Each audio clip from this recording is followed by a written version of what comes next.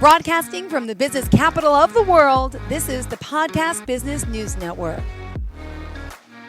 And we are back here with Gabrielle, or Gabe Hopp, as we like to call her, from One Tree Yoga, and also her other partner in crime as well, Alison Tigges, joining us here once again. And yes, they're co-owners of One Tree Yoga, based out of Nebraska. They have 2 locations.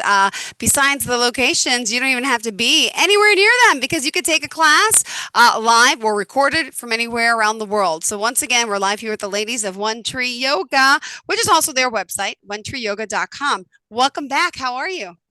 Hello. We're doing great. How are you? Doing good. Doing well. How's the family? First and foremost, everyone's good? Yeah, everyone's good. Healthy for now. Great. For now. Yeah. For new listeners today, let's just remind them a little bit about One Tree Yoga and, of course, what makes you all so unique. I know you guys been together for quite a few years.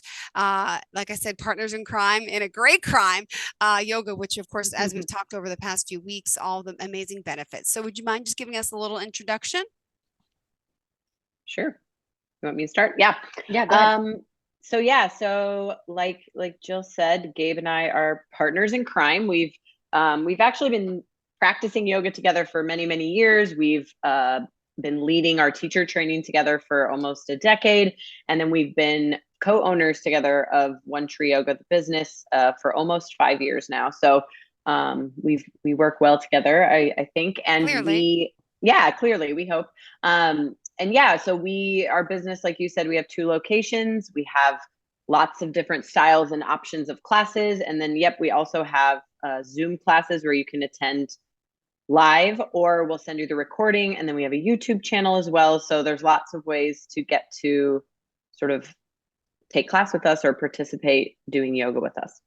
Awesome. You also asked what was unique about One Tree Yoga. So I think it's worth saying that we are really focused as a yoga studio on teaching people the discipline of yoga.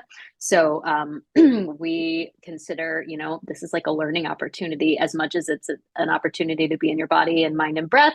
It's also important for you to learn along the way. And we're really focused on safety and alignment and meeting everyone where they're at in their yoga practice. Exactly. You mentioned that. We have beginners, we have medium midlifers, we have seniors, or just say older people. I don't know how you want to pronounce it. Doesn't matter. If you're new to this, it doesn't matter. If you're old to this, doesn't matter. No matter what level you are, there's, they're willing to work with you, obviously, and you could take things at a different level, what's needed. And let's also talk today about maybe just the basic why of yoga. Why yoga? Why should we do yoga? Why choose yoga? There's Pilates, there's different athletic classes you can take. So why would you say you should do yoga? Yeah, it's a great question. And it's one that we get a lot. I think it's why we were hoping to sort of discuss that today. Because I think there are a lot of options out there, for different sort of physical disciplines. And I think hopefully after Gabe and I chat today, you'll sort of see why we think that, there's just so much more that goes into it and why it's really great for everybody. So, the obvious place to start is physical benefits. There are so many physical benefits to a yoga practice. I think that's what most people think of when they think of yoga. They think of somebody, in a picture doing some crazy pretzel-y tree twist. pose. Tree pose. Yeah. And so, I think it's, that's what most of it is like you come to a class, you're going to move your body and you're going to make, different, we call them poses or postures, basically different shapes with your body. And, the benefit of that, of course, is flexibility. That's what most people think of. We're going to work on flexibility. We will do stretching. But the part that maybe doesn't get talked about as much as all the other physical benefits. So there's also a big strengthening component to most yoga classes where sometimes it's those teeny tiny muscles that you don't really even know are there until the next day after class. You're like, oh my gosh, I feel so sore. And so there's this flexibility, strength. We also talk a lot about mobility, meaning, can we kind of move to a certain range of motion, but still keep some of that stability? And so that's kind of what we're after. It's like, what's functional movement that's going to actually help us, day to day, like what's going to help me get up and down off the floor with my kids and feel better in my body. And so do it in a safe way where your body is accustomed to and not pulling or straining anything. And before you finish, and Gabe comes in. So here's this happened last week. Week both, right? I just walked down the steps and then I heard a crack and I must have weak bones. I broke my foot bone. But here we are talking about and there's your boot. Physical benefits. Which I didn't learn until like a few months ago when I had a herniated disc in my neck. The same thing. I made I'm going to start strengthening my body because it's going to help me in my future. And I started going to the gym, taking it slow, starting movement mobility, which is great for me. And now I have an injury. But it reminds you of how, not to say that every injury could be prevented, but it could lessen the blow in a sense. So, right. I mean, because in yoga, you're using your feet, everything you do, you could be strengthening those muscles. And some people like me, I guess, weren't, that could have held them in my bones better in, but it didn't. Sorry. But there are of course, physical benefits. Lower, isn't even lower blood pressure as well from doing any type of physical exercise. Yeah. I mean, it really does work with muscles, bones, joints, our connective tissue, what is that fluid stuff in our body, the fascia. Fascia is fascinating when I learned about that. Okay. Exactly. It's crazy. It's really going to address all areas of the physical body. Like you said, it doesn't necessarily prevent everything. I mean, people have injuries, but that, it sort of helps us with our proprioception of like kind of knowing where we are in space and understanding like, this is my right arm, this is my left arm. If I put my foot here and balance on this leg there, it helps people just really be in their bodies, be more aware of their bodies, and be able to move their bodies in hopefully an easier way or a more open, fluid way. It can be cardiovascular. Yoga can be cardiovascular, depending on the speed or the class you're in. There can be that component.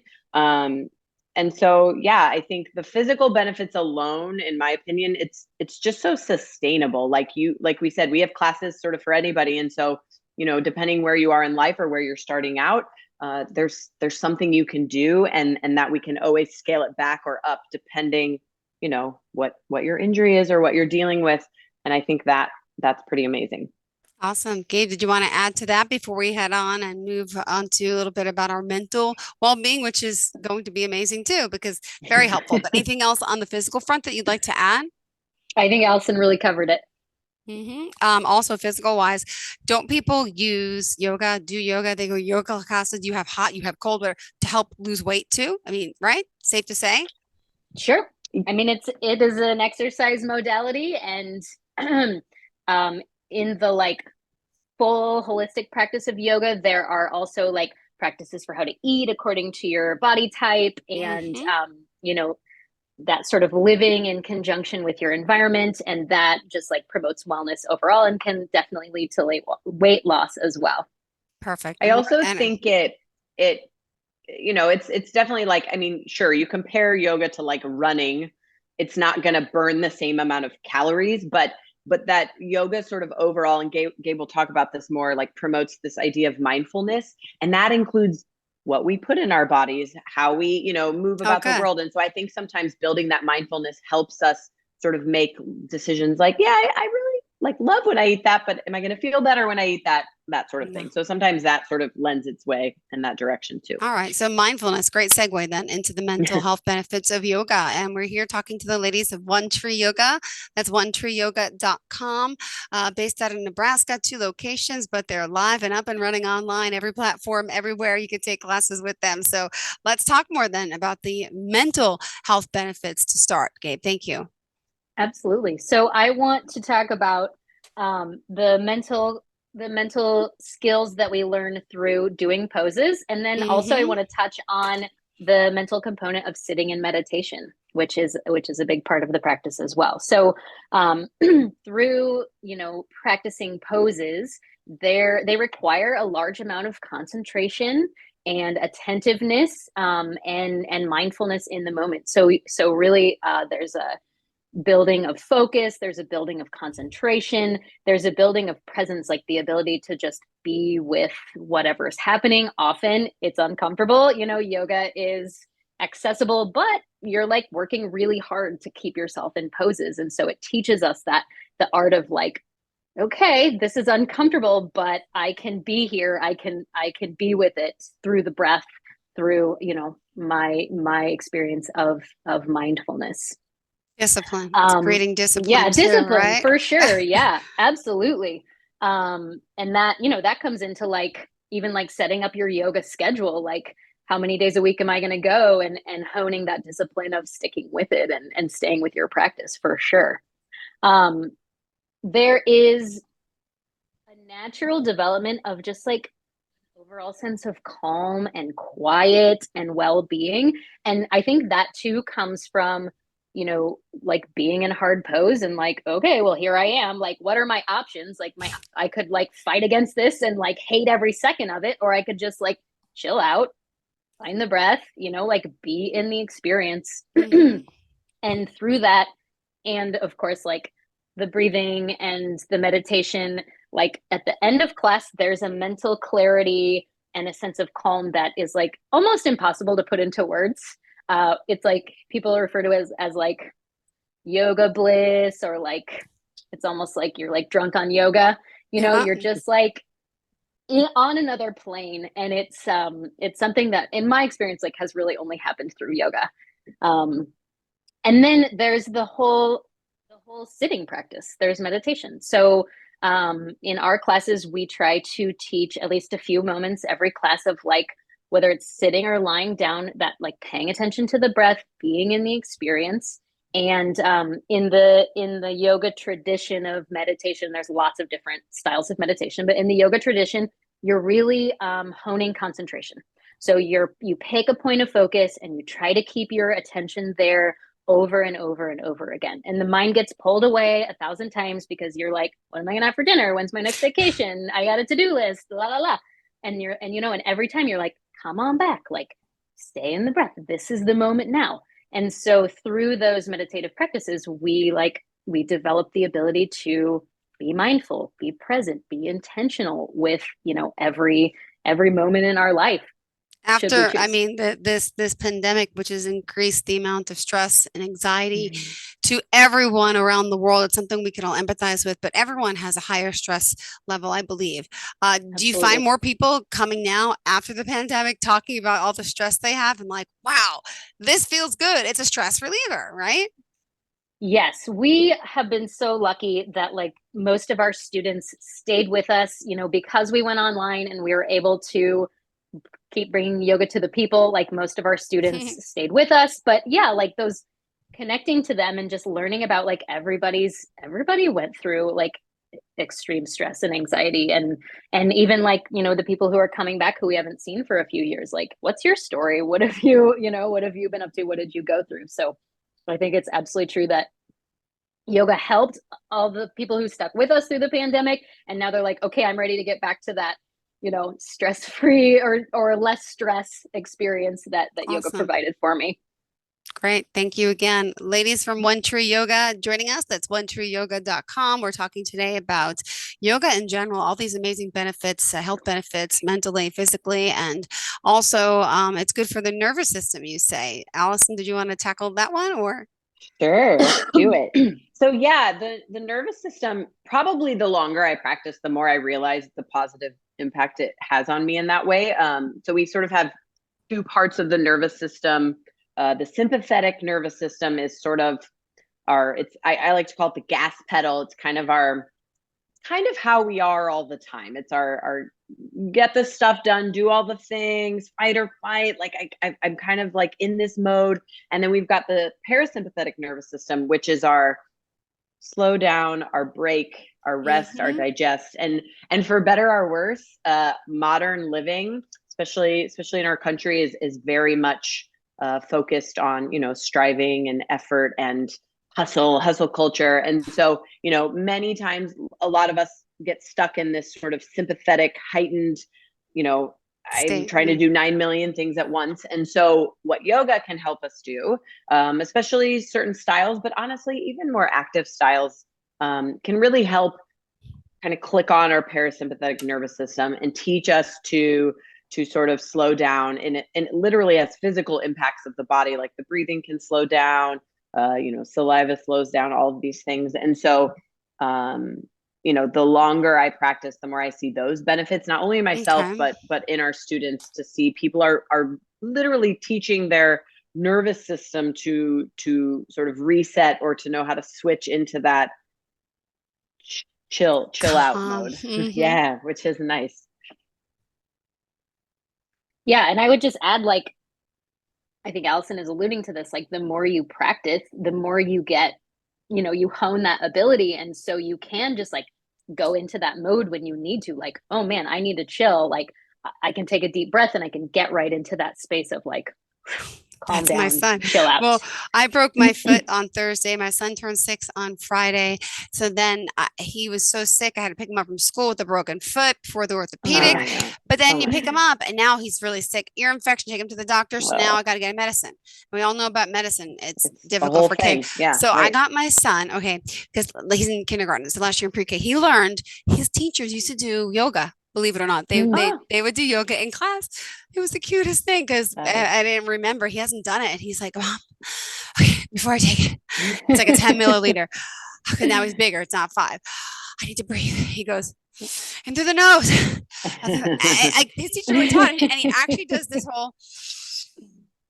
Oh, yeah. And I'm like, this is the cue. I ran for the camera. I'm like, oh my gosh. It's like I'm breathing, Mom. It relaxes my heart. It relaxes my heart.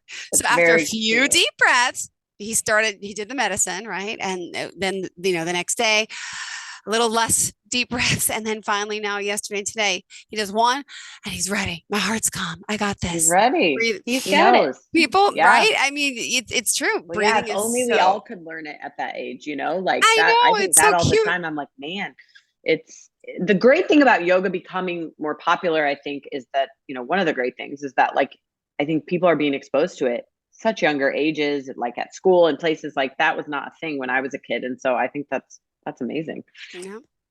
And in general, yoga is helping people building different types of skills in life. Could you share some of these life skills that you believe yoga has really helped people, I guess, attain to their goals and to what they want to do in their life in general?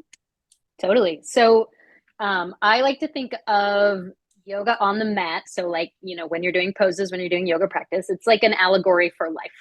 Okay. Almost everything that done in your life has or goes on the mat has some application outside of the mat. So the list could be like 1,000 things long, but I've honed it down to just a few things. So I think that it gives us confidence.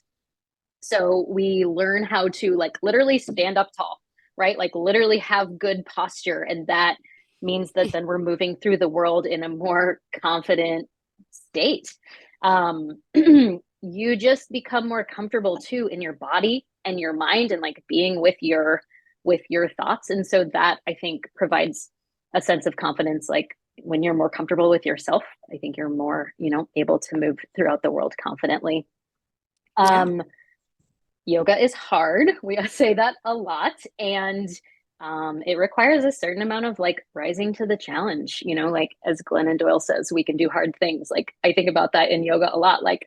Maybe not today, but if you keep coming, absolutely. And if you are willing to challenge yourself within the context of the mat, that will teach you that you can achieve difficult things, off the mat. And if you put your mind to it and your discipline, you hone that discipline, it will come. It teaches us to be accepting. So, maybe not today is a good motto. Maybe not today am I going to do that pose, or maybe not today am I going to, make it all the way through class without needing to take a break. But I'm okay with that, right? This is where I am today. This is where I need to, meet myself today. And so that, I think, when we can accept whatever is happening on the mat, then we learn that skill of acceptance, whether it's in, social situations or, in our own goals and achievements outside of the mat. The sort of flip side of that is that it teaches us non-attachment. So we are naturally clingy creatures, right? We're this is who I am. I represent this and I have achieved these things and I'm going to achieve these things. And when we can detach from like, oh, actually like achieving a certain pose, like if I can kick up into handstand, like, does that mean anything? Not really. It simply means like that I can kick up into handstand. And so we develop a certain detachment from like achieving these poses doesn't really change you as a person. And I think that that can help us to like separate, outside of the mat, like to be less clingy. What is the hardest pose, by the way, for experienced yogis like yourself? Really, what's like what's the name of a very difficult pose? I mean, the poses just go like deeper and deeper and deeper. Like it can get you can take a pose like handstand, which is considerably hard for most people. We're not used to like being on our hands. It's like you can kick up at the wall. That's more doable for people. You can do it in the middle of the room. You can then do it in the middle of the room with your feet over your head, touching your head, so like you can take and walking on your hands. Yeah. And I mean, there's plenty of poses neither of us and there's can always or will room be able to build upon. And we stopped caring about that a long time ago. Got it. Well, luckily. We also, in the beginning, it's hard not to be like, I want to be able to do blank, but I know I would be so intimidated in class with you, like, what? But no, you're not alone. Beginners are welcome. And we kind of touched upon breathing already just by accident through conversation, but is there anything else you want to talk about? Breathing and the benefits of this?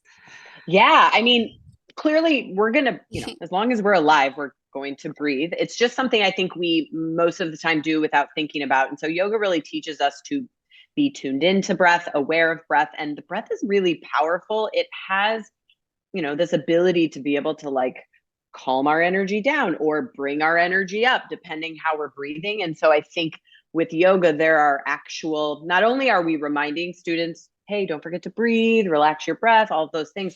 We can also, there are specific breathing practices that we can teach and learn so that you can really kind of manipulate your breath in the way that you want. And therefore that, has an impact on your body, on your mind, all of those things. And so that's what's so great about yoga. It's really the only physical discipline that really does bring in the breath in that way, that awareness of breath and that working with breath. And so it's really powerful. And is it really breathing in through the nose, out through the mouth? Is that true? How we should be breathing?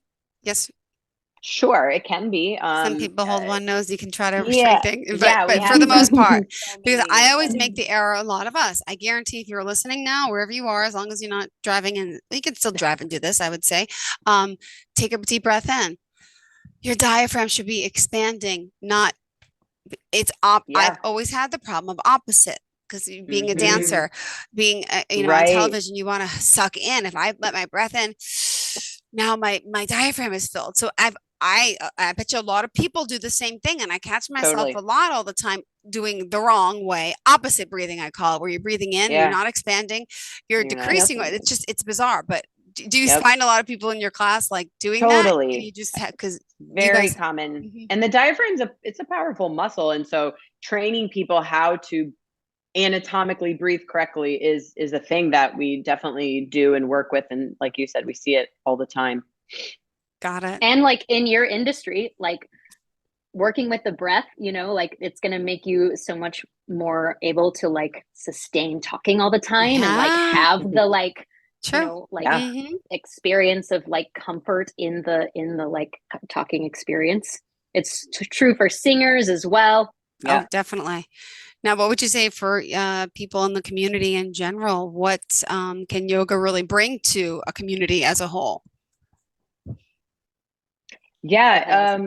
I think that's one of the most special things, right? And that was maybe the challenge of COVID for us. It was like we felt so separate. I mean, humans are social creatures. Like we're not destined to do it alone. We like to be in community.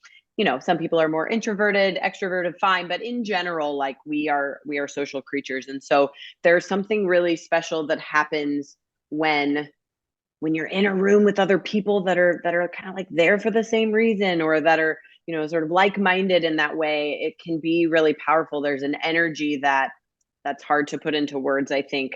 And I know as teachers, we missed that as much as people in the room. I think it just helps remind us that like, there's kind of this bigger purpose, and that, yes, I'm on my mat, I'm working with my body, my thoughts, but that this all sort of comes together and sort of helps shape who I am when I'm out in the world. And so I think it kind of shows that collective idea that, like, yeah, we're doing this thing for ourselves, but if we're all connected, it affects everybody. Got it. And Gabe, do you want to comment on that before we move towards spirituality? Also, watching the clock, we have 5 minutes left. So I know we want to touch upon a few more things if we have time. Yeah, no, I think Alison covered it well. Next up, spirituality, ladies. How does yoga help us increase? And what is spirituality for those that may not even understand that concept? Think about it, right? We got to start basic for all the beginners too. What is spirituality? I think it's a really important question because I think it freaks people out. And the first thing I want to say is that spirituality is totally separate from religion. It doesn't mean that you don't experience spirituality within your religion, but you do not have to be religious, and yoga is not a religious practice. But you can experience connection to spirituality through your yoga practice. So, yoga goes back thousands of years. These teachings are thousands of years old, and they come out of the Hindu tradition. So they come out of a spiritual tradition. So we don't want to separate from that, but we like to think of sort of smaller scale spirituality, like just the enjoyment that comes from paying attention, right? Like the enjoyment of small moments, and the more you are on your mat honing your ability to pay attention, the more you take that out into the world, and then you experience these small moments that spark joy that maybe you wouldn't have noticed had you not honed that practice. I think that it's also really important, an important aspect of the practice is that we really focus on gratitude and contentment with what we have. So one of the core tenets of the Eightfold Path, which is the path by which yogis live, is called Santosha, and Santosha means contentment. Never heard of that. Practice, so the practice of contentment is what do I have now that I can be happy about? And it's a way more accessible practice, I think, than trying to be happy all the time. It's actually, can I just be cool with what is, even when it sometimes sucks? Okay, this is what it is. This is life. And when things are hard, yes, things are hard, but what do I have to be grateful for? What do I have that is good, that I can, bring into my life? Also just how much more full and rich is your life if you are mindful, if you are present, if you can be present with your children, you can be mindful with your boss, if you can be just not always trying to distract yourself with your phone or your your to-do list. Never easy, but yeah, it's never easy, but never. When you catch those small moments, it's I think it's a spiritual experience. I'm doing it. I'm living my life. I'm here. Well, ladies, unfortunately, we're out of time. I know there's more that we want to get to. Hopefully we can talk more on the next show, kind of maybe do a little teaser. We can maybe debunk some myths next week about yoga, the do's and don'ts of yoga, maybe. Some people are freaked out by hearing the word yoga, so we'll have you clear up all those things. OneTreeYoga.com. And would you mind, of course, sharing any other forms of contact before we go? Yep. So that's our website, OneTreeYoga.com. You can find us on Instagram, One Tree Yoga. You can find us on Facebook, One Tree Yoga Omaha. You can find us on YouTube, One Tree Yoga. One Tree Yoga. Just One Tree Yoga. And if you have questions specifically for us, you can email either of us at info@onetreeyoga.com. Perfect. Thank you guys so much for being here, occupying space again. And good luck with your foot. Thank you. 4 to 6 weeks. No driving. I'm you don't have kids. I'm really? I have no choice. So hard. But thank you. And learn my lesson again to start working out again, eventually to strengthen everything in the body. And by the way, that fascia. I want to talk more about fascia too next time. Have a great day, girls. Absolutely. And we'll talk soon. To all of our listeners, thank you. Stay tuned. More of the shows coming right up after the break. Bye-bye. Are you looking for even more of the podcasts and hosts that you love? The Podcast Business News Network is proud to announce that you now have even more ways to listen live. Check out the MyTuner Radio, online radio box, and Simple Radio apps on iOS and Android, or find us online. Search for Business News Network on mytuner-radio.com, or search Podcast Business News Network on streama.com and onlineradiobox.com/US. Take your podcast on the go and don't miss a minute of the action.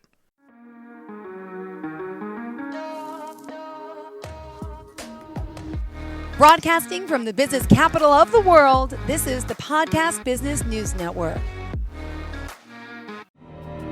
For nearly 2,000 severely injured veterans, everyday life has become filled with barriers. Day-to-day simple tasks can become pretty daunting. I have to carry my chair up 2 flights of steps or have somebody do it for me. What scares me the most is just the falling.